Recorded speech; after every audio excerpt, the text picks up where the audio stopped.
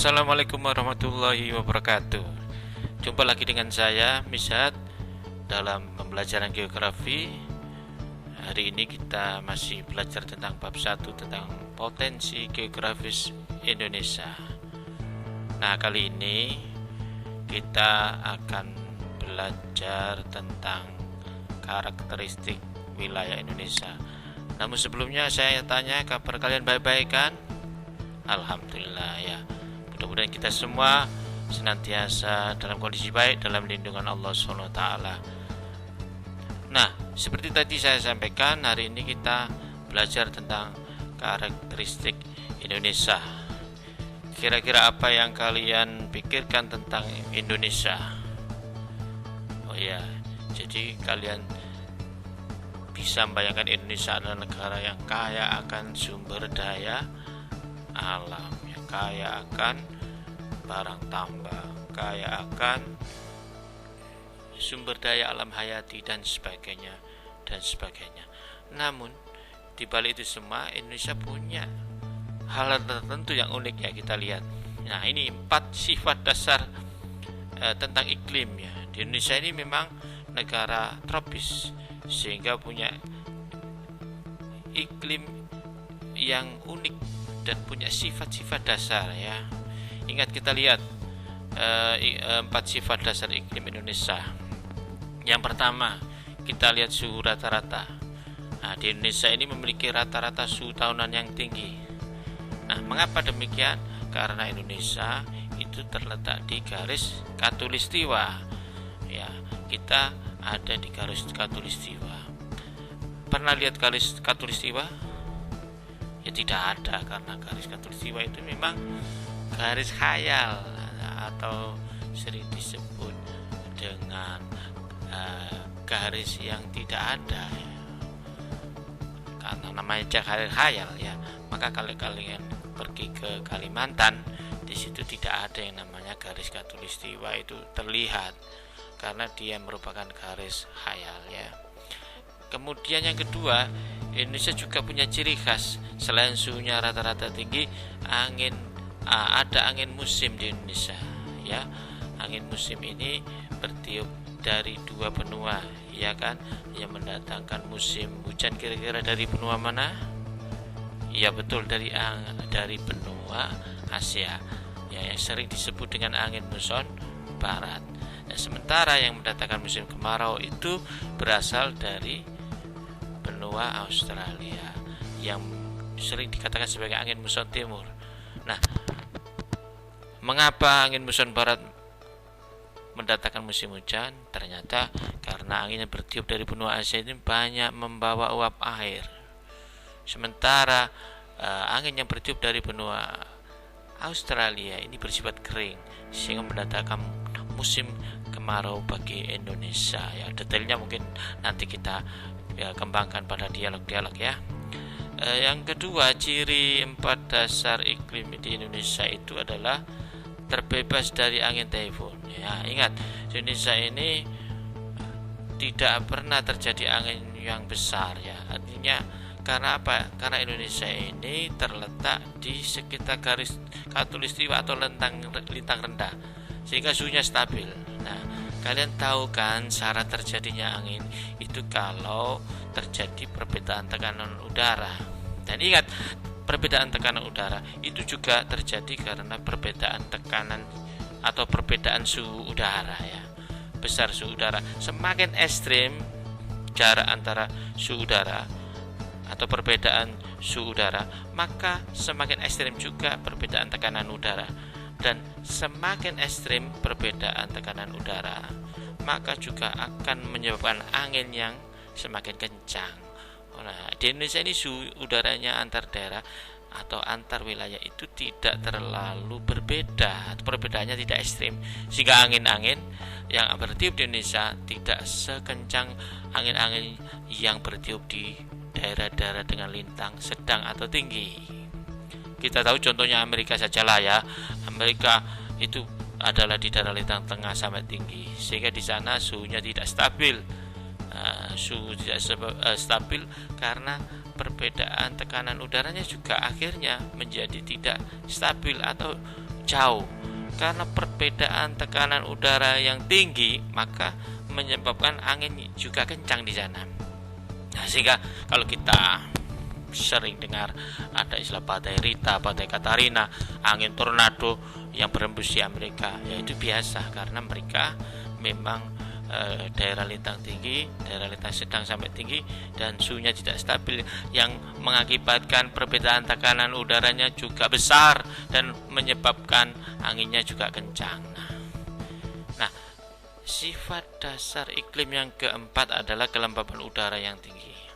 Nah, kelembapan udara yang tinggi ini juga menyebabkan di Indonesia ini kayak akan hujan ya. Karena terletak di wilayah yang banyak dilalui angin, selain itu jumlah penguapannya tinggi karena suhu udara selalu tinggi. Jadi karena penguapan tinggi maka kelembapan tinggi, suhu udara juga tinggi. Itulah ciri khas 4 sifat dasar iklim Indonesia, dan kita harus menikmatinya ya. Jangan sampai dengan sifat dasar iklim yang demikian kita merasa tidak bersyukur, karena kita harus menjadi manusia yang pandai bersyukur. Ingat, la in syakartum la azidannakum wa la in kafartum inna adzabi lasyadid. Barang siapa bersyukur maka ditambah nikmatnya, dan barang siapa yang tidak bersyukur maka adab Allah semakin pedih ya. Siapa yang mau ditambah nikmatnya? Nah, saya yakin semuanya ya.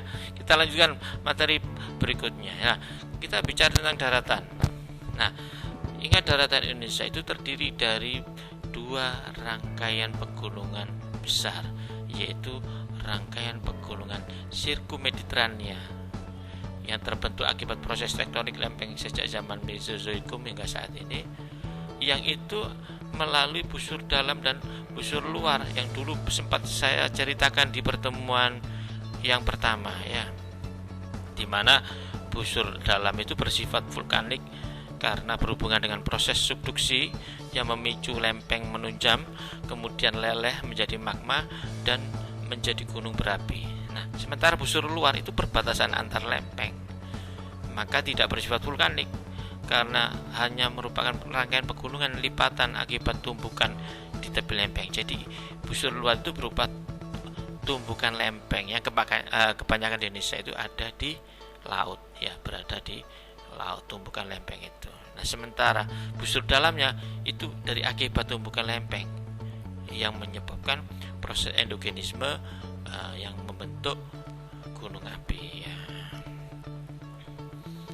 Nah, sekarang rangkaian pegunungan yang kedua, yaitu rangkaian pegunungan Sirkum Pasifik, sama juga bersifat vulkanik juga ya, yang di busur dalamnya, dan pertemuan lempeng juga di busur luarnya. Nah, rangkaian pegunungan Sirkum Pasifik ini terbentuk akibat proses tektonik di sepanjang batas lempeng Pasifik yang menumpuk lempeng-lempeng di sekitarnya. Nah, kalau tadi Sirkum Mediterania itu masuk ke Indonesia melalui pantai timur Sumatera, pantai barat Sumatera ya, maksud saya, kemudian masuk di selatan Jawa. Kalau Sirkum Pasifik ini masuk ke Indonesia melalui Pulau Sulawesi ya, kemudian bercabang ke Maluku dan ke Papua. Nah, akibat adanya rangkaian pegunungan Sirkum Pasifik ini terbentuklah cincin api Pasifik yang terbentuk tapal kuda yang terdiri dari 452 gunung aktif dan dorman. Itu ada di mana tadi? Jalur Sirkum Pasifik. Di Sirkum Mediterania juga demikian. Intinya daerah-daerah yang dilalui Sirkum Mediterania maupun Pasifik ini adalah cirinya adalah kaya akan bencana gempa ya, kemudian gunung api. Tetapi ingat itu faktor yang positif adalah kaya juga akan sumber daya alam dan daerahnya pasti subur karena banyaknya gunung api ya. Itu yang namanya hidup ya begitu, ada dampak negatif dan ada dampak positifnya. Lah, kita beralih ke perairan darat ya.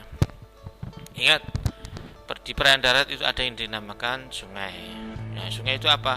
Sungai itu aliran air yang berada di wilayah daratan yang berasal dari mata air, air hujan, dan lelehan salju.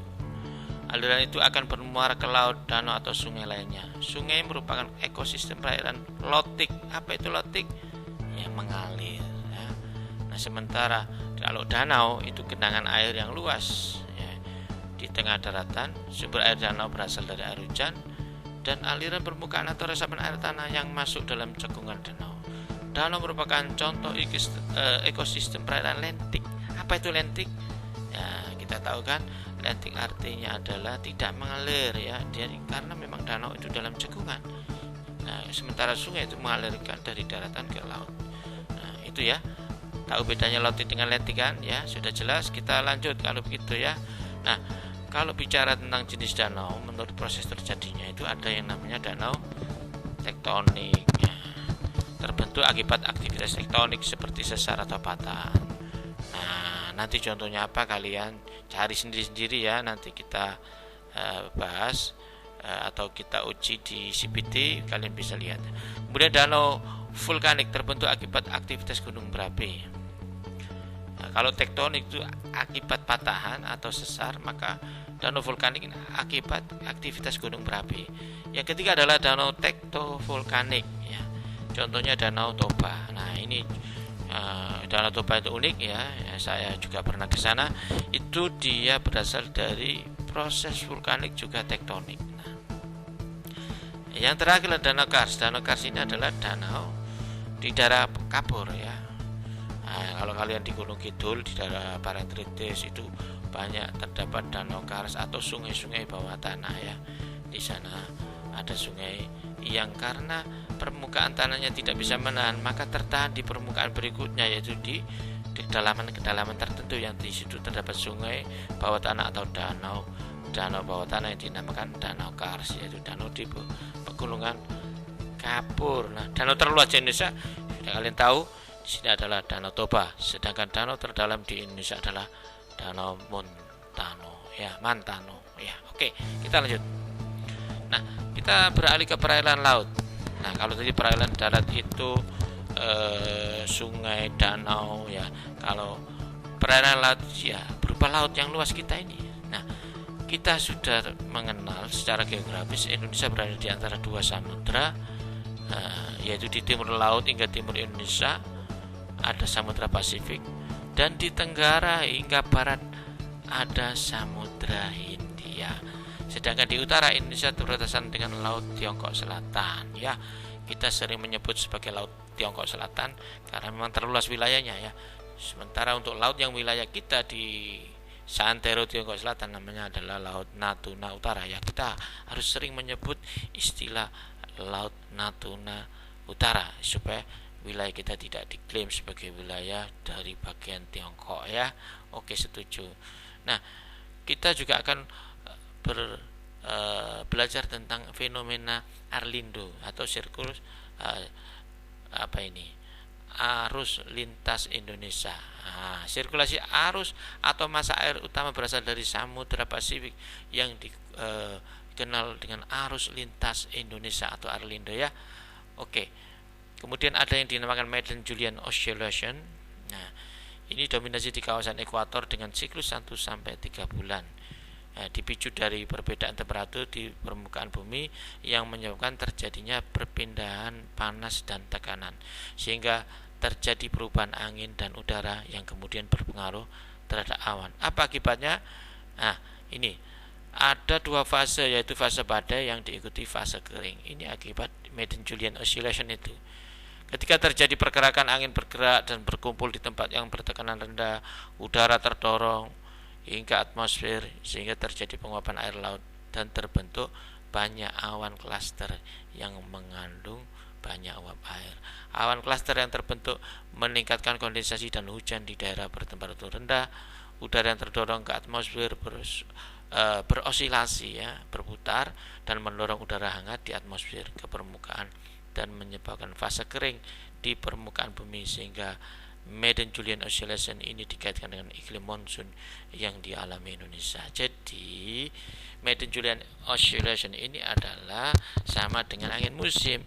Artinya pada saat tertentu kita mengalami musim hujan yang disebabkan oleh angin muson barat, dan pada saat periode tertentu kita mengalami musim kemarau yang disebabkan oleh angin muson timur. Itu adalah gejala atau fase yang dinamakan Madden-Julian Oscillation itu.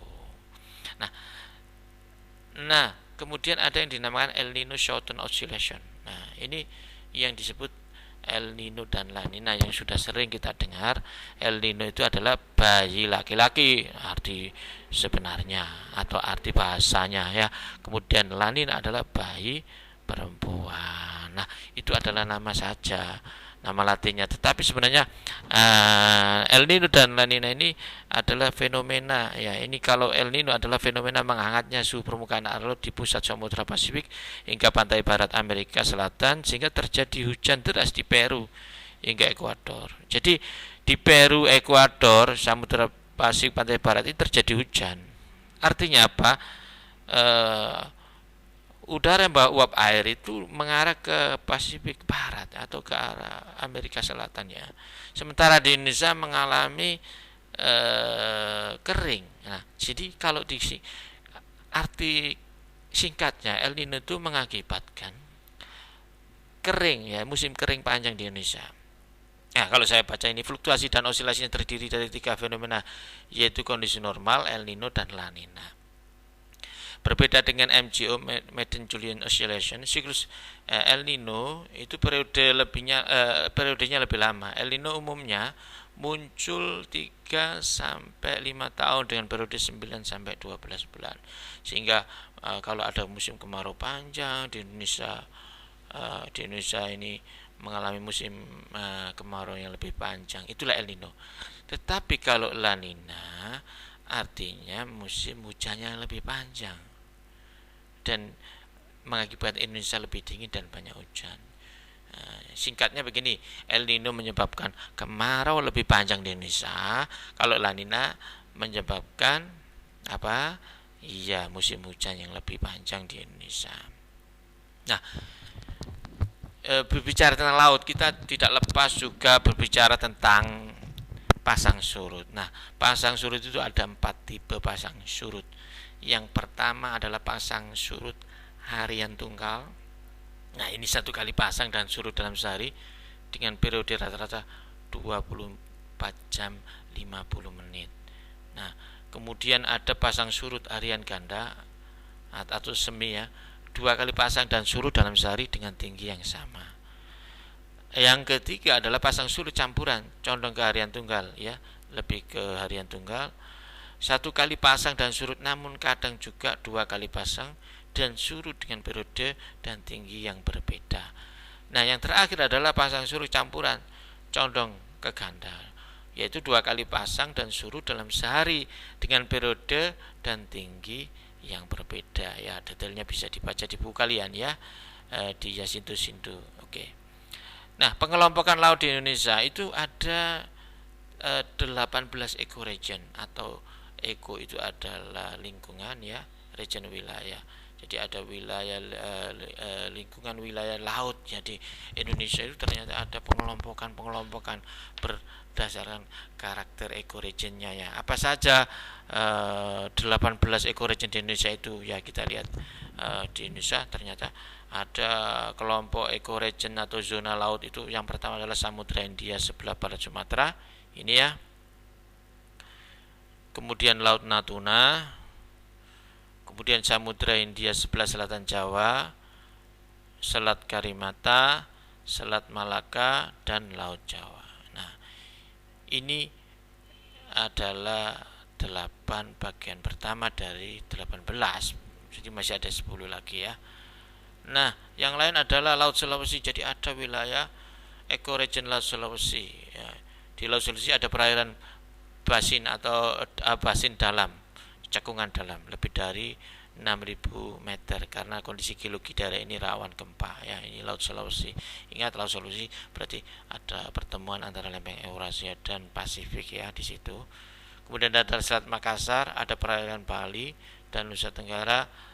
Detailnya kalian baca, nanti saya share materi ini ya di e-learning, bahan ajar e-learning. Teluk Tomini antara Sulawesi Utara dan Sulawesi Tengah. Kemudian Laut Halmahera. Nah, ini adalah ekoregion yang selanjutnya. Kemudian ada Laut Banda dan sebelah timur Sulawesi.